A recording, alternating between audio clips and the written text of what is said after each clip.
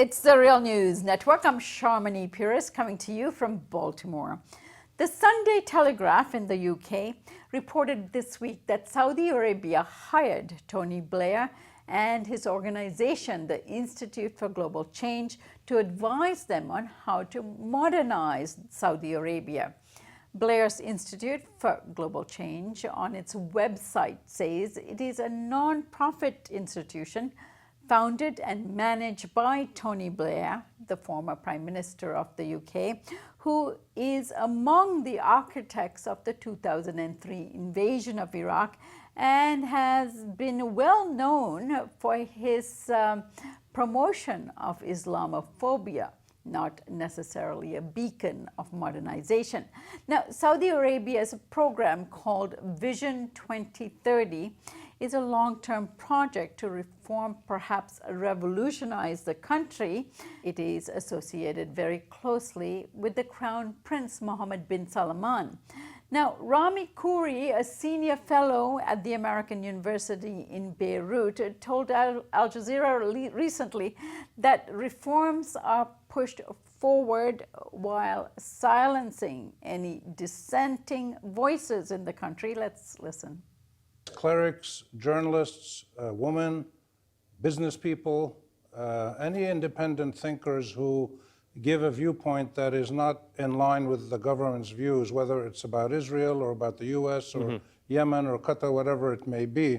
And the striking thing about what Mohammed bin Salman is doing is the vast scope of the reforms, as he calls them, the reforms that he's trying to do. And they are genuine reforms in many ways, especially in terms of more private sector involvement in the economy and things like that.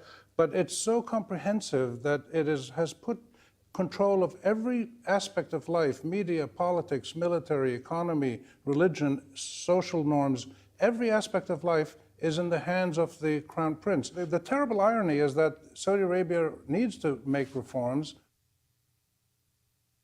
Joining me now to discuss all of this is Medea Benjamin. She is the co-founder of the peace group Code Pink and the human rights organization Global Exchange. She has been organizing against U.S. military interventions, promoting the rights of Palestinians, and calling for no war on Iran. Her latest work includes an effort to stop CIA drone attacks, and she's the author of a book, Kingdom of Unjust, Behind the U.S. Saudi Connection. She also has a new book coming out on Iran, which we will tell you about a little bit later on. Medea, I thank you so much for joining us. Nice to be on with you, Sharmini. Medea, in response to the Sunday Telegraph's revelations, the Institute for Global Change, that Tony Blair's institute, says that it is not required to reveal its donors. So this $12 million that Saudi Arabia is paying the institute is in exchange for what? Well, first, let's put it in the context of what Tony Blair has done since he left office. Unlike other heads of state like George Bush, who went on to paint puppies, Tony Blair has made himself into a real mercenary out for hire. Prior to this contract, he worked for a Saudi oil company in which he was paid £41,000 a month plus a 2% commission on getting jobs that he was using his old contacts for, particularly among the Chinese government. He's also worked for the governments of and companies, mostly oil companies, for the Emirates, the Kuwaitis.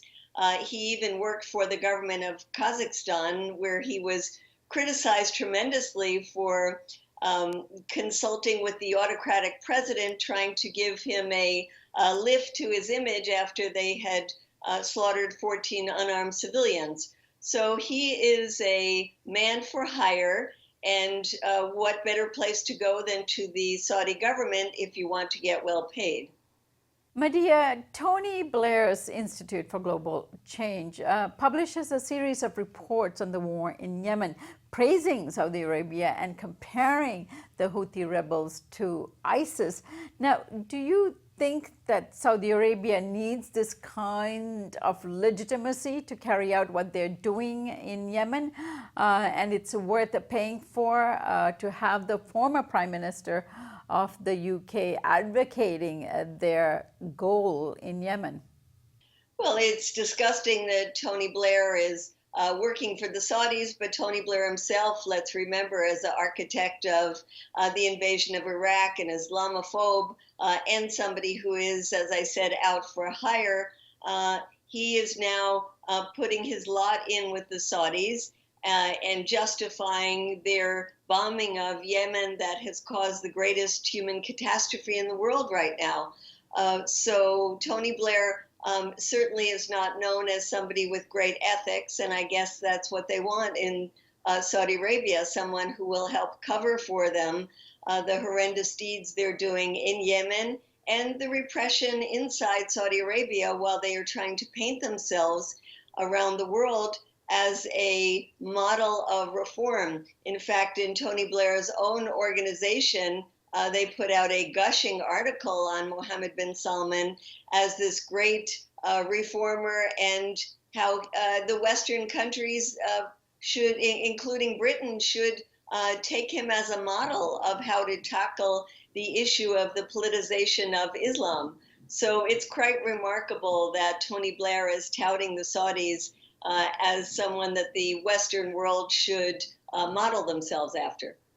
All right, now let's look at Mohammed bin Salman himself. Now he's presented to us by the liberal press, not just conservative press, but the liberal press, as a beacon of reform and change and modernization of Saudi Arabia. Particularly, you see over and over again that women in Saudi Arabia can now drive because of Mohammed bin Salman. Give us the real picture here. Well, certainly Mohammed bin Salman has come in and realized that the economy needs to be changed. It is so dependent on oil, and when the prices of oil were low, they were running at about $100 billion deficit every year, and that was untenable. So he does want to modernize the economy, but he is doing it in a way that is totally top-down, autocratic. In fact, when he, quote, granted women the right to drive just before the June 24th lifting of the restrictions, he rounded up the very women who were responsible for fighting for the right to drive and put them into prison, giving out the message that it is he alone from the top that will not only get credit for reform, but will be the one to decide which reforms are possible. And in fact, women have been fighting not only for the right to drive, but for the lifting of the guardianship system, which treats them like minors from the day they're born till the day they die, and makes a male relative, be it their father, their husband, or even their son, that is the one who gets the final say in the most important decisions in their lives. And as Saudi women are trying to lift the guardianship system, this is something that Mohammed bin Salman is not taking into consideration, especially as he has put into prison the very women who are fighting for this. Medea, before Mohammed bin Salman, the Crown Prince, came to visit the United States, he was prefaced by various media outlets in the United States, including 60 Minutes, who did a long documentary on the prince and his vision for Saudi Arabia. They were portraying him as the darling of the Middle East, young crown prince about to reform the country. And we found the most uncritical coverage of the crown prince on CBS's 60 Minutes, which often is a better program. Historically, it's been. What's going on here? The Crown Prince Salman has hired about 24 PR firms, lobby firms, law firms in the DC area to paint this image of him as a reformer. And corporate media has bought this. In fact, as you said, when he traveled around the United States, it was in media after media that kept calling him a reformist because he would be granting women the right to drive and would be opening up movie theaters. What a low bar for reform. But on these much larger issues, such as giving the people of Saudi Arabia the right to free speech, the right to assembly, the right to have political parties and have elections, the right to freedom of religion. These basic rights have not been granted to the citizens of Saudi Arabia, and those who fight for their rights, such as Raif Badawi, the blogger, who's been in prison for years now for having a blog that questioned the role of religion in the state and was sentenced to 10 years and 1,000 lashes. You never hear Mohammed bin Salman call for the release of Raif Badawi or any of the other human rights attorneys or activists who have been imprisoned. So it's unfortunate, but I think when you pay many millions of dollars to PR firms, you are able to get this glossy veneer of reform, which is totally not deserved.